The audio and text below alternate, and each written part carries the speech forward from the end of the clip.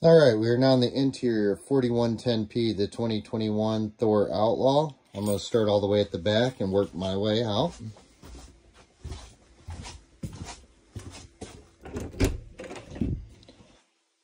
So in the back down here, you can see that I do have the ramp down now. On your entry door of your ramp, there are curtains that are kind of screen room curtains that you can undo the straps at the bottom and slide over to keep bugs and stuff out of the back area if you're hanging out back here. There is a little storage shelf over here that you can keep fluids or, any tools or anything like that in. There is a pegboard set up that somebody's put up here. Now, there is only one style hook inside of the cabinet that clips onto it, but I believe you could probably get online and find more hooks for that if needed. You do have a radio that will is Bluetooth and will, play some music back here. There are a couple zones for speakers on the radio itself, so I believe one is an interior and one is an exterior on your speakers. You have storage in your cabinets over here. And then that is the window air conditioner that I was talking about in my first video. That will, obviously keep you cool when you're in the back half back here. That does work only in the back room back here. You have windows that will crank out with a knob on the bottom. And then you do have an emergency exit style window here. If you ever had to get out in emergency, you could pull the screen out, take this handle, push it out like that, and it'll actually let the window shove completely out once the screen's out. You can also prop this open for ventilation also if you need air coming in. There are tie downs on the floor. So if you have ATVs or anything like that, you can strap it down to the floor. There's a fire extinguisher in the back half back here. Smoke alarm on the ceiling also. You do have a manual crank up vent lid in the ceiling back here. Also, there's a spot if you want to, put a TV or anything in. There's a spot to mount a TV, some outlets. These are resettable ground fault outlets back here. And then you do have the directional vents that you can kind of see through the screen there. And over in the corner over here, these you just kind of pull the handle and rotate it to whichever direction you want it to open. Also, you have, if you ever need to jump start something, you can flip this open. And there's a power and ground in there that you could use to jump power off of. And then you have a switch for the spotlights, which are just outside the cargo door here. And then you have your main ceiling light switch. 500-pound capacity on the garage area. Moving through into the main area. You have a couch here. Now, just behind the couch, there is a power Murphy bed. In order to flip that down, you do have to remove this little picture here that's kind of stuck on just some little tabs there. You could probably fasten it and get it to where it actually stays on when you rotate it, but the previous owner had it to where it just pops off and then you flip the Murphy bed down. The Murphy bed is power. I will show you the switch for that here in a minute. We'll get a little bit further down through the video. There are USB ports and 110 outlets on each side of the couch over here. And you do have a television in front of the couch here and main light switch just to the left of the TV here. You have the remote for the television here. I'll power it on. We're not going to pull reception inside this building because of the doors being down, but I'll at least power it on so you can see that the TV does power on.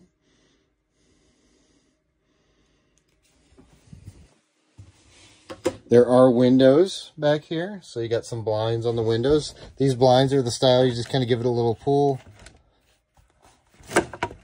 and it'll wind up on its own. And then that window will slide to the side. You're going to have multiple style windows. They'll either slide to the side or slide up and down. You have a fantastic style fan on the ceiling here. This is a manual crank up. So you'll just turn the knob to open the lid. And then once the lid is open, you could come over here and turn your fan speeds on whatever speed you want. There are 4 speeds on it. Then you can turn off and crank that down to close your vent lid. There's a little curtain that we'll pull around here for privacy when, you're using the bedroom area, or if you just, want your own privacy when you're watching television. Just around the corner here is access to your bathroom area. In your bathroom area, you got a nice size walk-in shower. There's just, sliding shower door here. You have storage in your vanity above the sink and storage below the sink. There is a inline water filter in there also. So you will have to, we do not replace the filter cartridges, so I would recommend replacing the cartridge. If you look up that filter, the name on the actual filter, you'll be able to find the cartridges. They're pretty easy to get a hold of. Storage in your cabinet above the toilet. Toilet is going to be a side flush toilet, so there's a pedal just on the right hand side here to flush the toilet. You have 2 switches on the wall here. One is going to be for the exhaust fan on the ceiling, and the other one is for the main lights in this bathroom area. And then you do have a manual crank up vent lid on that ceiling vent also. Over here, this is going to be the thermostat for the on-demand water heater. You can control your temperature settings or just shut it off right here at this control panel. Basically, when you have it on, it's kind of in idle mode until you start running water. When you start running water, you're going to see this thing light up, and then the temperature fluctuate as it starts heating up. And again, you can program it to whatever temperature setting you like.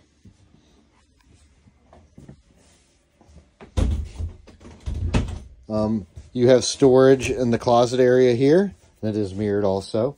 Inside of here, there are legs for tables in front of the couch, and there are little booster cushions for the front seats. If you swivel the front seats around, it kind of boosts you up a little higher so your legs aren't, pushed up in the air when you're sitting on the seat.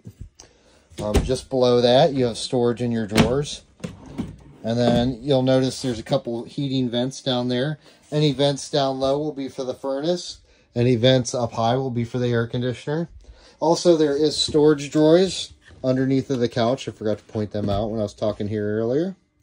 But yeah, storage cushions under the couch. Over here, refrigerator. Your refrigerator has 3 buttons on the refrigerator. First one here is a power button. Second one here, if you push it, will switch you between the different modes. As you can see, the A with the plug is auto. If I hit it once, it is strictly electricity. If I hit it again, it is strictly propane. And if I hit it again, it takes it back to the auto mode. Third button over here is a temperature setting. I like to max mine out, entirely up to you. When this refrigerator is in auto mode, if you are plugged in, it will run on electricity. If I go out there and unplug and my propane is turned on, it will automatically switch over to propane and light on propane. Other than that, inside of here, nice size refrigerator. Nice size freezer compartment. There's a little storage cabinet directly above that. Storage directly above the microwave. Microwave's pretty standard and self-explanatory. Just below the refrigerator over here, I'll show you they have, and then when these come out of the factory, they actually have this door screwed closed, but me and obviously the previous owner like to leave those unhooked. They put a little piece of Velcro in here because just inside of here you have access to your freshwater holding tank. Nice thing, if you leave that to where it's just Velcroed, you could get in here if you need to drain your freshwater tank. You could pull this valve up. It's going to drain the freshwater tank. Or if you need to get in here and winterize quick, you could shut this main valve off.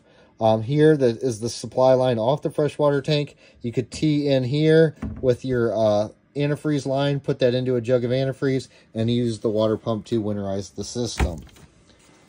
Just to the left over here, you have your main fuse box area. You'll push in, and then that cover will flip down.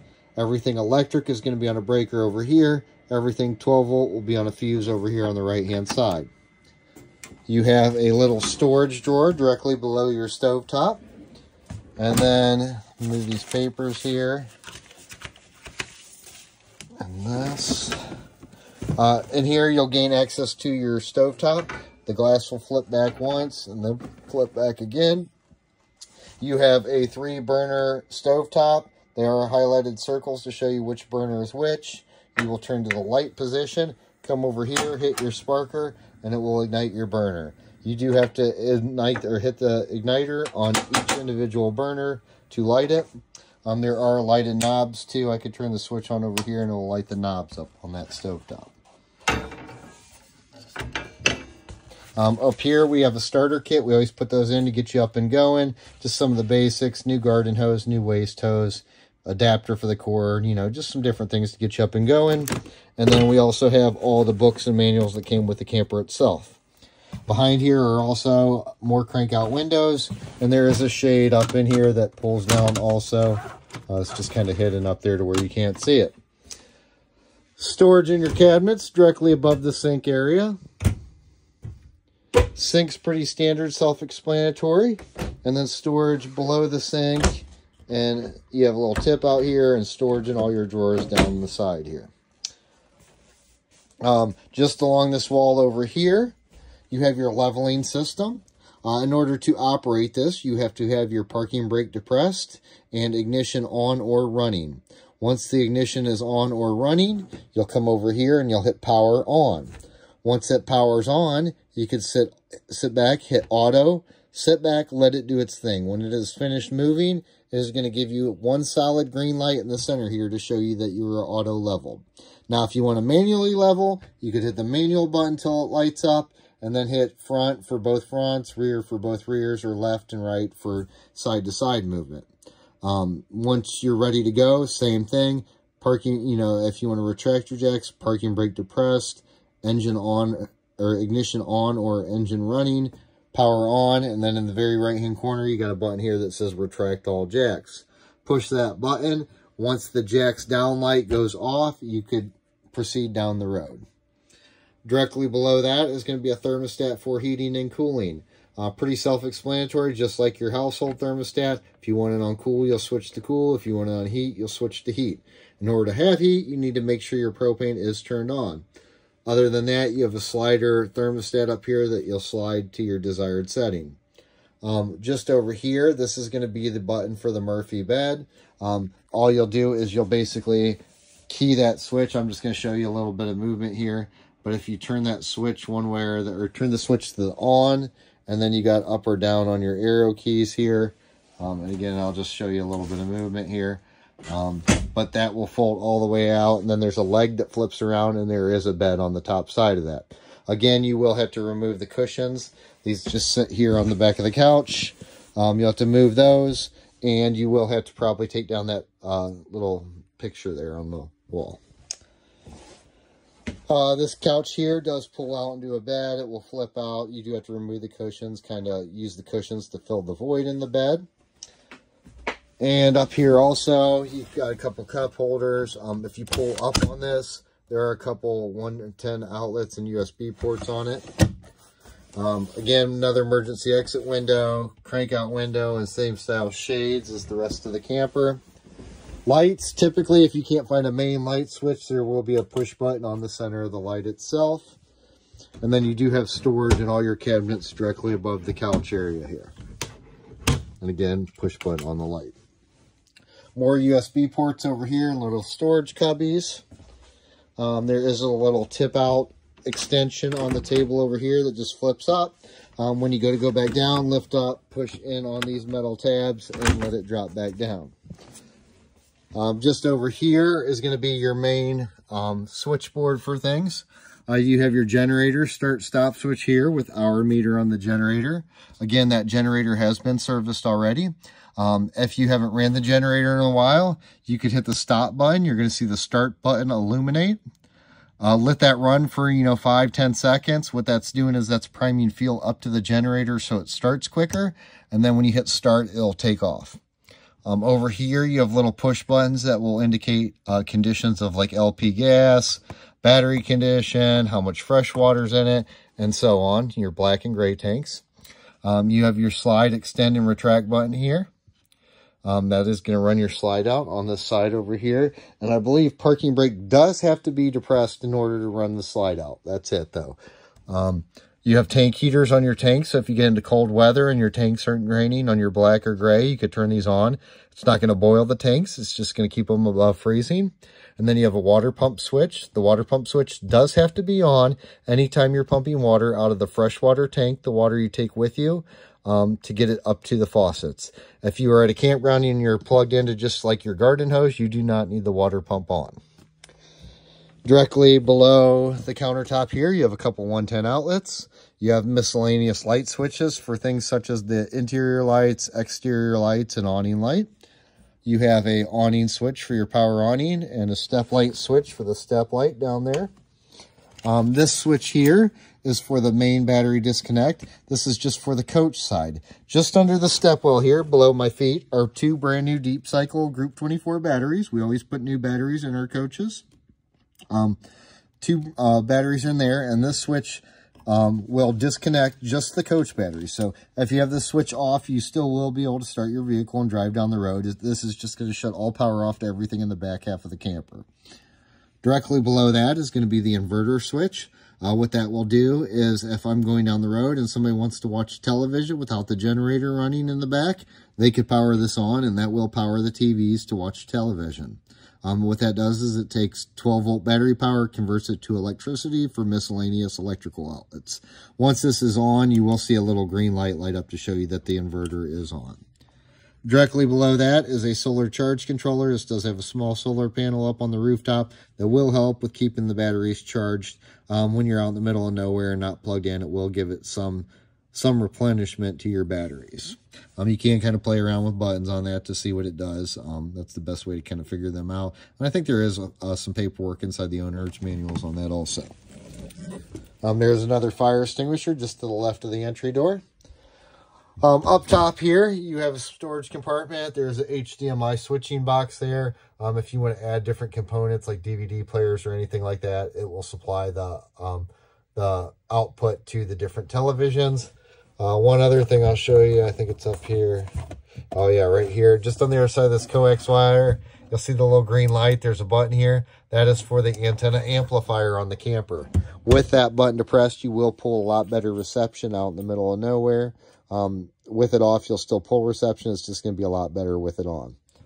You have another television up top here in the bedroom area. This does have a knob up here on the top. You can loosen the knob and swing the television out so you can see it throughout the rest of the camper if need be. All the TVs in this camper are the same, so all remotes will work with each TV. There's a ladder for your bunk area up top here. If you don't want if you want a little extra headroom, you could actually flip this up and out of the way to where you can walk into your front seats. And there's a spot for the ladder to hook up top here. Couple pillows for the bed area. I just took those off the Murphy bed so they didn't get caught behind the bed when the bed is flipped up. And then again, you have another window up here in the top bunk area. Also, these lights have the push buttons on the center of them to shut the lights off in the front half. And you do have another fantastic fan that is manual crank up with the buttons on it up here in the front half also.